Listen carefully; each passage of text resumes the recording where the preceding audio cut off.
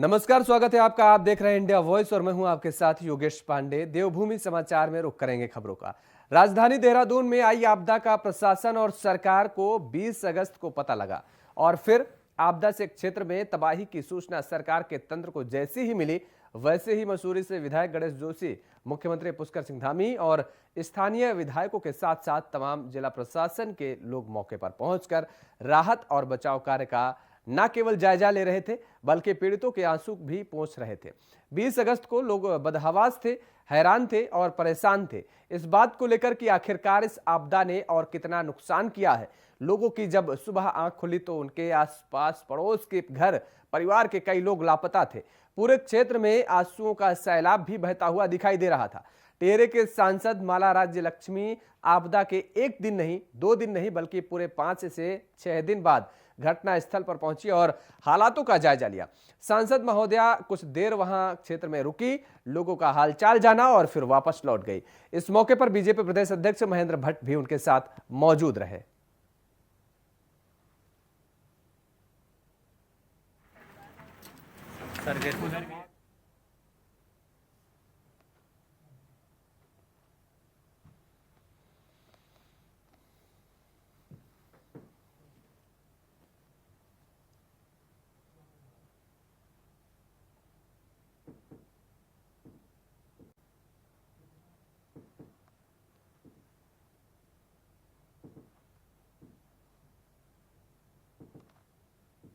खेत, तिमली, भैंसवाड़ा और मालदेवता आदि क्षेत्रों और भी तमाम उससे लगते हुए गांव हैं जहां पर ये दैवीय आपदा आई और बहुत भारी जान माल का नुकसान हुआ। अभी भी शवों को ढूंढने का कार्य जारी है। अभी तक केवल 3 शव वहां पर मिले हैं। अभी भी शंका जताई जा रही है कि वहां और लोग भी वहां पर हो सकते हैं। बावजूद इसके इस प्रदेश सरकार ने कोई वहां की जनता के साथ, जो वहां की आपदाग्रस्त क्षेत्र की जो जनता है उसके साथ कोई जो है सहयोग नहीं किया। उत्तराखंड के कैबिनेट मंत्री प्रेमचंद अग्रवाल ने विधानसभा बैकडोर नौकरी भर्ती देने मामले में मीडिया से बातचीत करते हुए अपना पक्ष रखा है। उन्होंने कहा कि जब वह विधानसभा स्पीकर थे तो आवश्यकता के अनुसार ही उन्होंने विधानसभा में अभ्यर्थियों की भर्ती करवाई। उन्होंने आगे कहा कि इससे पहले भी जब जब विधानसभा स्पीकर को जरूरत लगती है तो विधानसभा में भर्तियां की जाती हैं। हमारे समय में जो भर्तियां की गई उस समय गैरसैंण में ग्रीष्मकालीन राजधानी के तहत स्टाफ की जरूरत थी, जिनको अस्थायी तौर पर रखा गया और विपक्ष इसमें बेवजह तोल दे रहा है।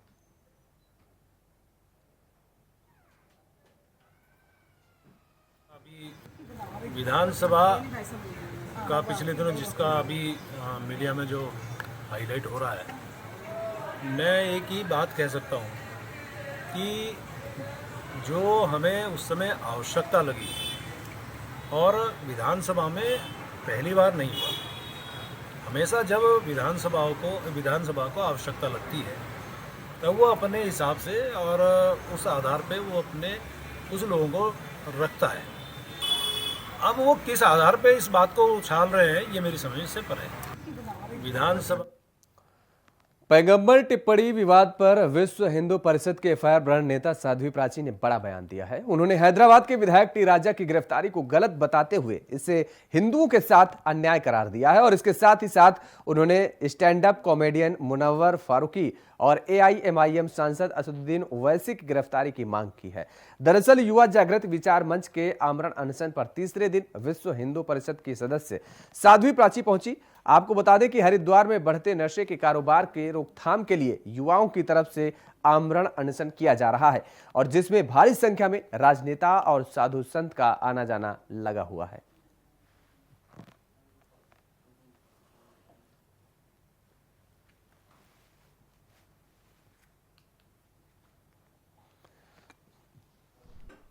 तो टी राजा की गिरफ्तारी को गलत बताया है और हिंदुओं के खिलाफ अन्याय बताया है। हिंदुओं के साथ साध्वी प्राची ने अन्याय बताया है और कहा है कि टी राजा के साथ जो हुआ है, जो उनकी गिरफ्तारी हुई है, जो उन पर कार्रवाई हुई है, वो गलत हुई है। और इसके साथ ही असदुद्दीन ओवैसी पर भी इस दौरान साध्वी प्राची ने जमकर निशाना साधा है।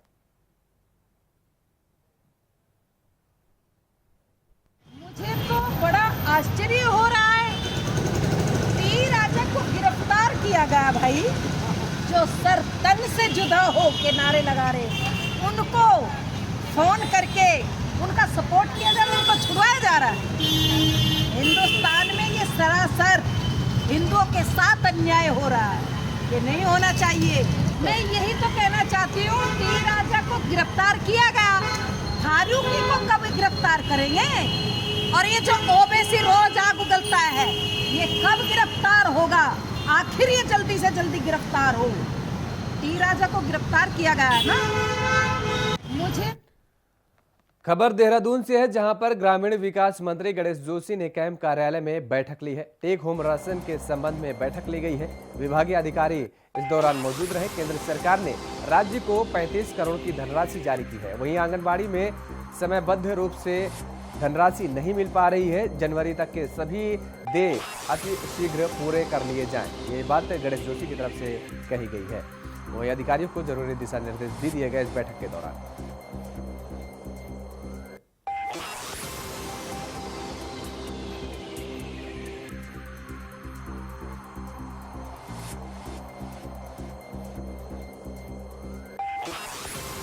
कैबिनेट मंत्री ने अधिकारियों को जरूरी दिशा निर्देश दिए हैं। दरअसल आपको बता दें कि केंद्र सरकार ने राज्य को 35 करोड़ की धनराशि जारी की है। ग्रामीण विकास मंत्री गणेश जोशी ने कैंप कार्यालय में आज अधिकारियों के साथ बैठक ली है और इस दौरान उन्होंने दिशा निर्देश दिए हैं। टेक होम राशन के संबंध में ये बैठक ली गई है। विभागीय अधिकारी इस दौरान मौजूद रहे।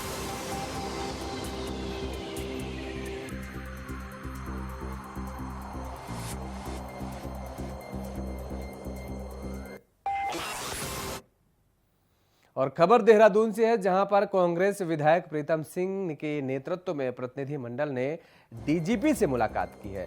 जसपुर विधायक आदेश चौहान के मामले में कांग्रेस का प्रतिनिधि मंडल डीजीपी से मुलाकात किया है। हल्द्वानी से कांग्रेस विधायक सुमित हृदय भी विधायक प्रीतम सिंह के साथ मौजूद रहे। जसपुर विधायक के साथ हुए अभद्र व्यवहार को लेकर कांग्रेस ने न्याय की मांग की है।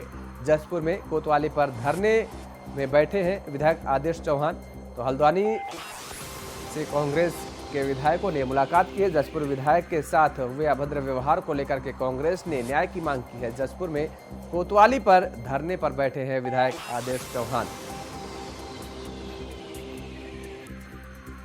कांग्रेस विधायक प्रीतम सिंह के नेतृत्व में प्रतिनिधि मंडल ने डीजीपी से एक मुलाकात की है। आपको बता दें कि इस दौरान जसपुर विधायक आदेश चौहान के मामले में कांग्रेस का एक प्रतिनिधिमंडल ने डीजीपी से मुलाकात की है और हल्द्वानी से कांग्रेस विधायक सुमित हृदय भी विधायक प्रीतम सिंह भी मौजूद रहे। जसपुर विधायक के साथ हुए अभद्र व्यवहार को लेकर के कांग्रेस ने न्याय की मांग की है।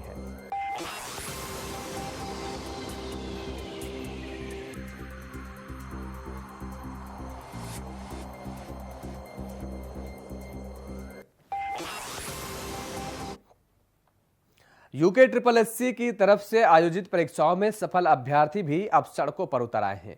ऐसे ही अभ्यर्थियों ने बीजेपी प्रदेश कार्यालय पर जमकर प्रदर्शन किया।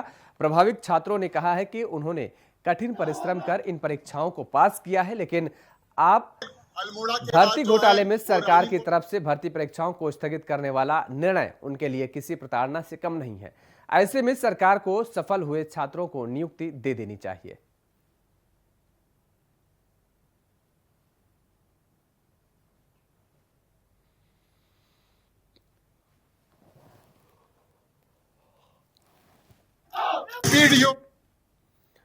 तो यूके SSS भर्ती सबसे पहले को लेकर के छात्राओं की तरफ से विरोध प्रदर्शन किया गया है। मामले पर अभ्यर्थी नाराज नजर आ रहे हैं। अभ्यर्थियों का साफ तौर पर कहना है कि जिन लोगों ने यूके SSS का एग्जाम दिया है, जो लोग उत्तीर्ण हुए हैं, सफल हुए हैं, उन्हें नियुक्ति दी जाए उन्हें।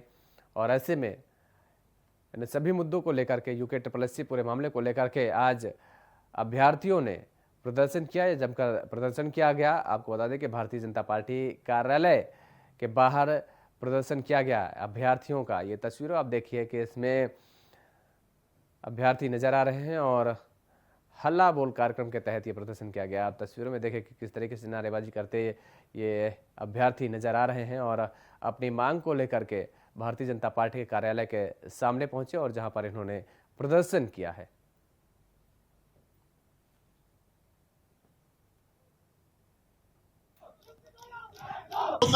यही भ्रम होता जो सर मांग सब सड़कों पे उतर गए हैं। रोज आज इधर सड़क पे है, आज उधर सड़क पे है। स्टूडेंट आंदोलनकारी बन गए हैं। तो हमें हमारी नियुक्ति क्यों नहीं दी जा रही है सर?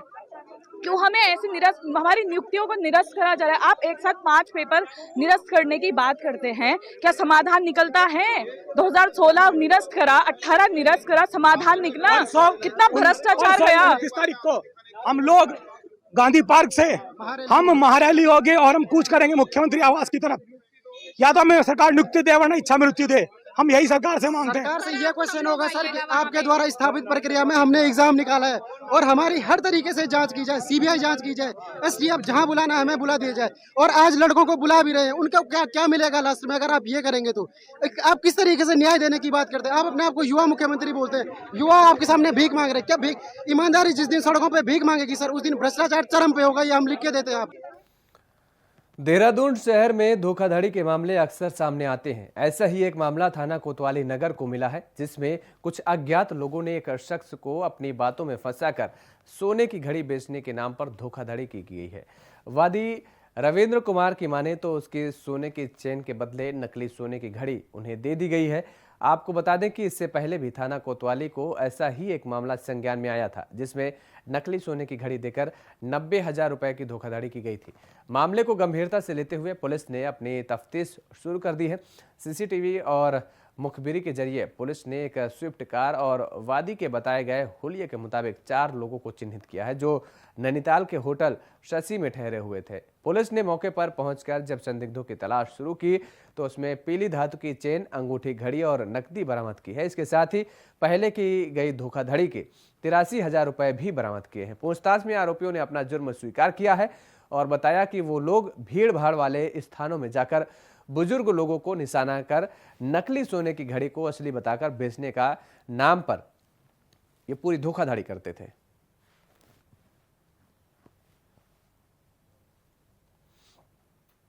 तारीख को हमारे पास कंप्लेनेंट आया था, उनके द्वारा बताया गया था कि जो है कुछ लोगों ने उनको अपनी बातों में फंसाकर और सोने की घड़ी दिखा करके उनसे सोने की चेन ले ली और बदले में नकली सोने की घड़ी दे दी। इस संबंध में मुकदमा पंजीकृत किया गया था। तो कुछ टाइम पूर्व जो है एक ऐसी घटना और भी हुई थी, जिसमें कि जो है सोने की घड़ी दिखा करके उससे पैसे ले लिए गए थे। तो जो टीम है जो इस पर काम कर रही थी, उनके द्वारा सीसीटीवी फुटेज देखी गई और एक संदिग्ध गाड़ी के बारे में पता चला। उसको फॉलो करते हुए जो है ये 4 लोग हमने पकड़े हैं, जिनके पास से जो ये ठगी किया गया सामान है ये बरामद हुआ है और जो स्विफ्ट गाड़ी जो इनके द्वारा यूज की गई थी वो भी बरामद की गई। तारीख को हमारे पास कंप्लेनेंट आया था, उनसे धर्मनगरी हरिद्वार के पॉश कॉलोनी बिल्केश्वर में जंगली जानवरों के आने का सिलसिला थमने का नाम नहीं ले रहा है। जंगली हाथी के आने से लोगों में दहशत का माहौल बना हुआ है। बिल्केश्वर कॉलोनी में सुबह एक बार फिर हाथी देखा गया, जिसका वीडियो खुद कॉलोनी वासी ने बनाया है। आपको बता दें कि Bilkeshwar colony Rajaji tiger reserve से सटी हुई है। यहां आए दिन जंगली जानवर कॉलोनी में घुस आते हैं और इसकी वजह से कॉलोनी में रहने वाले लोग दहशत के साए में रहने को मजबूर हैं। सुबह भी हाथी जंगल से निकलकर कॉलोनी में घुस आया और सड़कों पर घूमता रहा।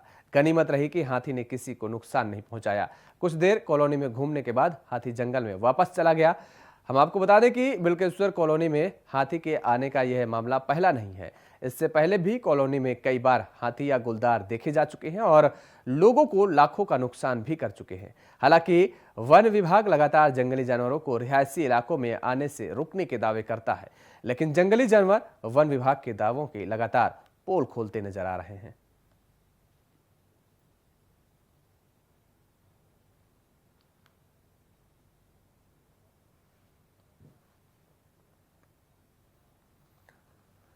उत्तराखंड के मौसम विभाग ने एक बार फिर अलर्ट जारी कर दिया है। मौसम विभाग की माने तो 28 से 30 अगस्त तक पौड़ी, टिहरी, नैनीताल और चंपावत जिले में कहीं कहीं भारी बारिश होने की संभावना जताई गई है। मौसम विभाग ने पहले राज्य के ज्यादातर जिलों के भारी से भारी बारिश का ऑरेंज अलर्ट जारी किया था, लेकिन इसे अब येलो अलर्ट में तब्दील कर दिया गया है। मौसम निर्देशक की माने तो आने वाले एक हफ्ते तक बारिश की अच्छी एक्टिविटी प्रदेश में देखने को मिलेगी और ऐसे में बाहरी जिलों में सफर करने वाले लोगों को ज्यादा सावधानी बरतने की जरूरत बताई गई है।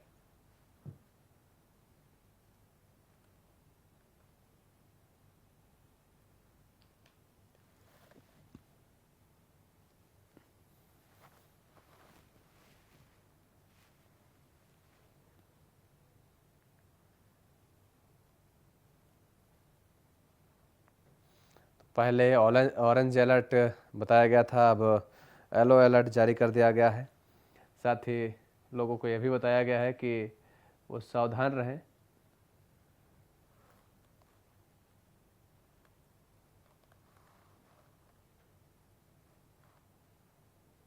सत्ताईस 28 29 जो अगर 3 दिन बात करें तो इसमें जहाँ जो है 28 और 29 को खासकर देखें तो जो रेनफॉल एक्टिविटी ज़्यादातर जगहों में मिलेगी प्रदेश में देखने को, हल्की से मध्यम, और उसके साथ ही जो भारी या बहुत भारी वर्षा है उसकी 28 को ज़्यादा संभावना है। और 27 और 29 को भी देखेंगे तो उसमें भी जो हैवी रेंस है वो मिलेंगी। अगर हम डिस्ट्रिक्ट की बात करें तो इसमें यही कहूँगा कि जो फुटिल के अलावा के हमारे डिस्ट्रिक्ट है जिसमें देहरादून, टेहरी, पौड़ी, और उधर बात करें जिसमें कि जो है नैनीताल और चंपावत है, तो इनमें विशेषकर मैं कहूँ कि जो ये 3 से 4 दिन 27, 28, 29 या 30 तक भी देखेंगे तो इनमें विशेषकर एक्टिविटी है ही है, ये हैवी रेंस भी मिलेंगी। जैविक और आयुर्वेद उत्पादों को बढ़ावा देने के लिए हरिद्वार के प्रेमनगर आश्रम में 3 दिवसीय प्रदर्शनी का आयोजन किया जा रहा है। एशिया ऑर्गेनिक एवं वेलनेस टूरिज्म के नाम से आयोजित प्रदर्शनी में देश भर के करीब 10 राज्यों से ऑर्गेनिक और आयुर्वेद उत्पादक इकाइयां भाग ले रही हैं। प्रदर्शनी में CSIR और CBRI जैसी कई सरकारी संस्थानों के स्टॉल लगाकर ऑर्गेनिक उत्पादों की जानकारी लोगों को दी जा रही है। हरिद्वार के लोकसभा सांसद रमेश पोखरियाल निशंक ने प्रेमनगर आश्रम पहुंचकर प्रदर्शनी का उद्घाटन किया। इस दौरान बीजेपी विधायक आदेश चौहान भी कार्यक्रम में मौजूद रहे। सांसद रमेश पोखरियाल निशंक ने कहा कि ऑर्गेनिक और आयुर्वेद उत्पाद भारत की आत्मनिर्भरता का आधार है। आज के दौर में लोगों को बेहतर स्वास्थ्य के लिए ऐसी प्रदर्शनी की बहुत जरूरत है। कोरोना काल में जब कई देशों की अर्थव्यवस्था डगमगा गई थी, तब आत्मनिर्भर भारत मजबूती से खड़ा रहा।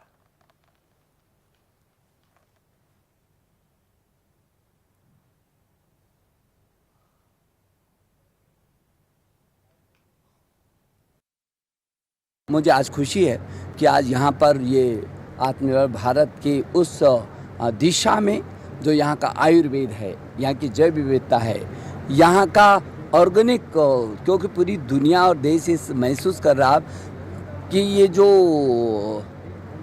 मनुष्य है, इसके जो खाद्यान्न है उसके कारण ये इसका बहुत कठिनाई का जीवन होता जा रहा है। उसको कठिनाई से मुक्तता दिलाना, आत्मनिर्भरता को खड़ा करना, गांव से लेकर के और लोकल से ग्लोबल तक जाने का अभियान लेना, ये जो मुहिम है आज आपने देखा कितनी अच्छी प्रदर्शनी लगी है। मकसद यही है कि हमारा जो जीवन है वो कैसे ऑर्गेनिक की तरफ जाए। आज के टाइम में हर चीज़ में पेस्टिसाइड, फर्टिलाइज़र, केमिकल इसका अधिक मात्रा में यूज हो रहा है, तो मानव जीवन पे इसका बहुत बड़ा असर हो रहा है। लेकिन हमारा मकसद ये है कि इस प्रदर्शनी से लोगों में एक जागरूकता बढ़े कि वो ऑर्गेनिक को अपने जीवन में कैसे। आम आदमी पार्टी के प्रतिनिधि मंडल ने प्रदेश संगठन समन्वय जोत सिंह बिष्ट के नेतृत्व में राज्यपाल लेफ्टिनेंट जनरल गुरमीत सिंह से मुलाकात की और ज्ञापन सौंपकर राज्य सरकार को राज्य हित के विषयों पर कार्य करने के लिए निर्देशित करने की मांग की है।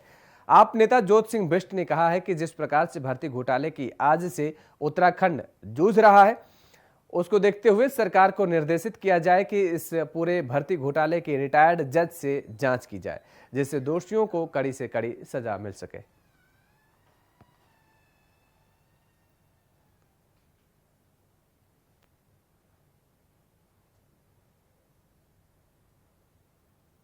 देखिए, उत्तराखंड राज्य निर्माण के साथ जो भाजपा और कांग्रेस की सरकारों ने राज्य में घोटाले की नींव अंतरिम सरकार में डाली थी वो उस पर आज तक ब्रेक नहीं लगी और उसका परिणाम है कि राज्य में जो बेरोजगार लोग हैं उनके हकों पर चोट हो रही, राज्य की जो हमारी मातृशक्ति है उसके हक पर चोट हो रही। तो उसको लेकर के जो इस राज्य में 22 सालों में विधानसभा में भर्तियों में घपले घोटाले हुए, अपनों को मौके दिए गए और जो योग्य और हकदार लोग थे उनके मौके काटे गए, तो उसके खिलाफ हमने कहा कि 22 साल की भर्तियों की सीबीआई जांच कराई जाए। देखिए, प्रांतीय चिकित्सा स्वास्थ्य सेवा संघ के आह्वान पर गोपेश्वर हॉस्पिटल के चिकित्सकों ने भी अपनी 11 सूत्रीय मांगों को लेकर बाजुओं पर काली पट्टी बांधकर विरोध जाहिर किया है। डॉक्टरों का कहना है कि मांगे नहीं माने जाने पर प्रांतीय संघ के आह्वान पर वो उग्र आंदोलन छेड़ने के लिए तैयार हैं। आपको बता दें कि चिकित्सकों के ट्रांसफर एक्ट के मुताबिक कराए जाने लंबे समय से दुर्गम में कार्यरत चिकित्सकों का तबादला सुगम स्थानों में कराए जाने और दुर्गम क्षेत्रों में तैनात स्नातक चिकित्सकों के लिए वेतन का 25% प्रोत्साहन राशि दिए जाने समेत 11 सूत्रीय मांगों को लेकर स्वास्थ्य सेवा संघ ने सरकार के खिलाफ मोर्चा खोल दिया है।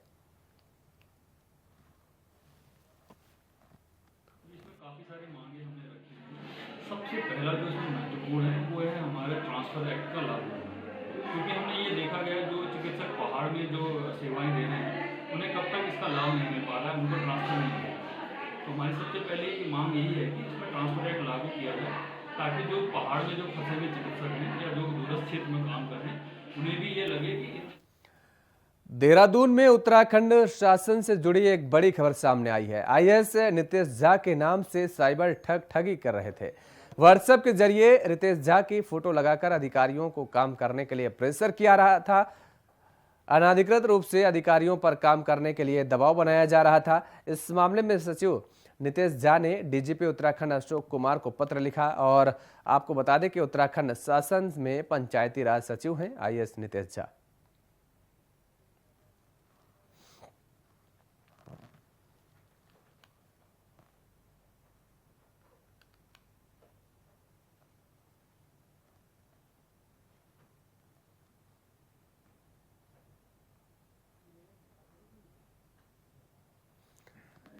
राजस्थान में घड़े से पानी पीने के मामले में दलित छात्र की पीट कर हत्या के बेहद सनसनीखेज मामले को लेकर उत्तराखंड के लोगों में गुस्सा देखने को मिल रहा है। डोईवाला तहसील में डॉक्टर भीमराव अंबेडकर समिति धर्मोचक के बैनर तले क्षेत्र के लोगों के साथ अधिवक्ताओं ने जोरदार प्रदर्शन कर आरोपी को कड़ी सजा देने की मांग की है। प्रदर्शनकारियों में एसडीएम के जरिए महामहिम राष्ट्रपति को प्रेषित ज्ञापन में पीड़ित परिवार को न्याय और आरोपी शिक्षक पर हत्या का मुकदमा दर्ज कर कार्रवाई की मांग की गई है। इस तरह की घटना की पुनरावृत्ति ना हो, इसमें राज्य सरकार और केंद्र सरकार अपने स्तर से जो है अधिक से अधिक कठोर कार्रवाई करे, यही हमारी मांग है।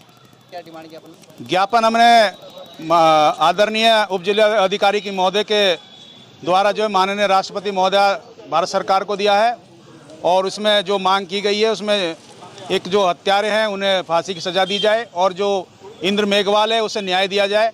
महोदय के माध्यम से माननीय राष्ट्रपति महोदय को ज्ञापन दिया है। हमारी मांग ये है और मैं यही कहना चाहता हूँ आपके चैनल के माध्यम से कि चुनाव से पहले हम सब हिंदू हैं और चुनाव के बाद कोई ब्राह्मण, कोई क्षत्रिय, कोई वैश्य, कोई शूद्र में बांट दिया जाता है। ऐसा माहौल देश के अंदर पैदा कर दिया गया है। इसमें कहीं ना कहीं राजनीतिक दलों का सीधा हस्तक्षेप है। मैं राज्य सरकार और केंद्र सरकार से यही मांग करता हूं कि इस तरह की घटनाएं ना हो और जो पीड़ित पक्ष है उसको तत्काल एक सरकारी नौकरी उपलब्ध कराई जाए और आर्थिक मदद दी जाए और जो हत्यारे हैं उनको आईपीसी 302 के तहत जो भी सजा का प्रावधान है वो उनको सजा मिलनी चाहिए। देवभूमि समाचार में फिलहाल इतना ही। देश और दुनिया की तमाम खबरों के लिए आप देखते रहिए इंडिया वॉइस। नमस्कार।